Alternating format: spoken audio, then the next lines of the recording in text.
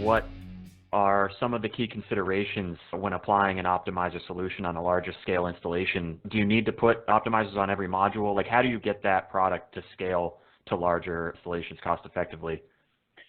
Most solutions, or actually the other two solutions in the market, require that you place the optimizer equivalent to the MLP on every single unit. In the case of Tigo, our optimization architecture and technology allows the customer to place the optimizers, which are a bit more expensive than the rapid shutdown, only on the devices that require it. In other words, you're not required to deploy 100%.